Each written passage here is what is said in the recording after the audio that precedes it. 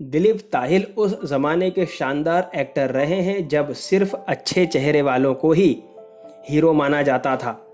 वह ऐसे versatile actor थे कि हर किरदार में ढल जाते थे, चाहे विलन का किरदार निभाना हो या फिर कॉमेडी करनी हो। वह कैमरे के सामने सब कुछ इतनी संजीदगी से करते थे कि लगता ही नहीं था कि वो एक्टिंग कर रहे हैं। क्या आप जानते हैं कि जब वो 10 साल के थे तभी उन्होंने नाटकों में एक्टिंग की शुरुआत कर दी थी। बताते हैं कि उनके पिता ने उन्हें जहाज चलाने की ट्रेनिंग देने की कोशिश की थी, लेकिन दिलीप को सिर्फ और सिर्फ एक्टिंग में ही दिलचस्पी थी। नाटकों से शुरू हुआ उनका सफ़र थिएटर तक पहुंचा और फिर फिल्म मेकर श्याम बेनेगल ने उन्हें नोटिस किया। उन्हें पहली मूवी मिली, लेकिन इसके बाद 6 साल तक कोई काम नहीं मिला। धीरे धीरे फिल्में मिलने लगी, लेकिन असली पहचान उन्हें शाहरुख खान की मूवी बाजीगर में मदन चोपड़ा का रोल निभाकर मिली। आइए दिलीप ताहिल के 71वें बर्थडे पर जानते हैं उनकी बेमिसाल कहानी के बारे में। दिलीप ताहिल का जन्म 30 अक्टूबर 1952 को आगरा, उत्तर प्रदेश में हुआ था। इनके पिता का नाम घनश्याम ताहिल रामाणी था, जो इंडियन एयरफोर्स में काम करते थे। इसी वजह से समय समय पर उनकी पोस्टिंग भारत में अलग अलग शहरों में होती रहती थी, इसलिए दिलीप का बचपन भी अलग अलग जगहों पर बीता। दिलीप की बड़ी बहन भी है जिनका नाम गीता है। दिलीप ने अपनी स्कूली पढ़ाई शेरवुड कॉलेज नैनीताल से की। इसके बाद उन्होंने अलीगढ़ मुस्लिम यूनिवर्सिटी और सेंट जेवियर्स कॉलेज से ग्रेजुएशन की पढ़ाई की। उन्हें बचपन से ही एक्टिंग का शौक था। उन्होंने महज 10 साल की उम्र में ही नाटकों में हिस्सा लेना शुरू कर दिया था। पढ़ाई के आखिरी साल दिलीप ने नाटकों में इतना बेहतर काम किया कि उनकी खूब वाहवाही हुई। इसके बाद दिलीप ने एक्टिंग की दुनिया में नाम कमाने का फैसला किया। पिता के रिटायर होने और मुंबई में नौकरी मिलने के बाद पूरा परिवार वहीं पर सेटल हो गया। दिलीप ने मुंबई में एक थिएटर ज्वाइन कर लिया ताकि अपनी एक्टिंग को और निखार सकें। यहाँ उनकी एक्टिंग के अलावा और भी बहुत कुछ उन्हें सीखने को मिला। बताया जाता है कि ग्रेजुएशन के दौरान दिलीप ताहिल के पिता उन्हें जहाज उड़ाने की ट्रेनिंग भी देते थे, लेकिन उनकी दिलचस्पी हमेशा एक्टिंग में ही रही। जब वो थिएटर कर रहे थे तब famous film maker Shyam Benegal की नज़र उन पर पड़ी। साल 1974 में दिलीप को पहली मूवी अंकुर मिली।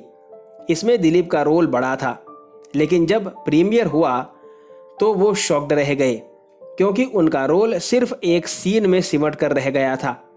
जब उन्होंने श्याम से सवाल पूछा तो उन्हें पता चला कि मूवी की टाइमिंग सेट करने के लिए उनका रोल काटना पड़ा। अब 100 से ज़्यादा फिल्मों में काम कर चुके दिलीप को तब मूवी के बाद 6 साल तक काम नहीं मिला था। इस वजह से वो जिंगल्स, मॉडलिंग और विज्ञापन करके खर्चा निकालने को मजबूर हो गए थे। साल 1980 में रमेश सिप्पी की मूवी शान में उन्हें काम मिला, लेकिन उनका रोल बहुत छोटा था। इस मूवी में काम करने का मौका उन्हें जावेद अख्तर की वजह से मिला था। इसके बाद उन्होंने गांधी मूवी में कैमियो किया। इसके बाद दिलीप ने कई बड़ी फिल्मों में काम किया। क्या आप जानते हैं कि दिलीप ताहिल ने टीवी पर भी काम किया है? जी हाँ, उन्होंने टीवी शो बुनियाद में अहम भूमिका निभाई थी। उन्होंने British TV serial Bombay blues में भी काम किया। कहने को तो बॉलीवुड में दिलीप के करियर की शुरुआत गांधी मूवी से हो गई थी, लेकिन उन्हें द डिसीवर्स और अ परफेक्ट मर्डर से इंटरनेशनल पहचान मिली। दिलीप को असली सक्सेस 1993 में शाहरुख खान संग बाजीगर मूवी से मिली। इस फिल्म में उन्होंने मदन चोपड़ा का किरदार निभाया और छा गए। फिर उन्होंने कई बड़ी फिल्में की, लेकिन आमिर खान और अजय देवगन की मूवी इश्क में उनका काम लोगों को पसंद आया। उनका ये किरदार पिछले किरदारों से बिल्कुल अलग था। उन्हें पंडित जवाहरलाल नेहरू के किरदार के लिए भी सराहा जाता है। अगर विवादों की बात करें तो साल 2018 में दिलीप को मुंबई पुलिस ने अरेस्ट किया था।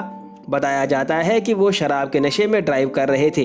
उनकी कार ने ऑटो रिक्शा को टक्कर मार दी थी, जिस वजह से ऑटो में बैठी सवारी को काफ़ी चोट आई थी। एक्टिंग की दुनिया में नाम और शोहरत कमाने वाले दिलीप ने बीजेपी संग राजनीति की पारी की शुरुआत की थी। पर्सनल लाइफ की बात करें तो उन्होंने बिजनेसवुमन अमृता से शादी की थी। इस कपल को एक बेटा और एक बेटी है, दोनों ही सोशल मीडिया पर एक्टिव रहते हैं। दिलीप ताहिल की एक्टिंग आपको कौन सी फिल्म में सबसे ज्यादा अच्छी लगी, ये कमेंट करके जरूर बताइएगा। आज के एपिसोड में बस इतना ही। वीडियो को लाइक करना बिल्कुल ना भूलें और अगर चैनल पर नए हैं तो सब्सक्राइब जरूर कर लीजिएगा।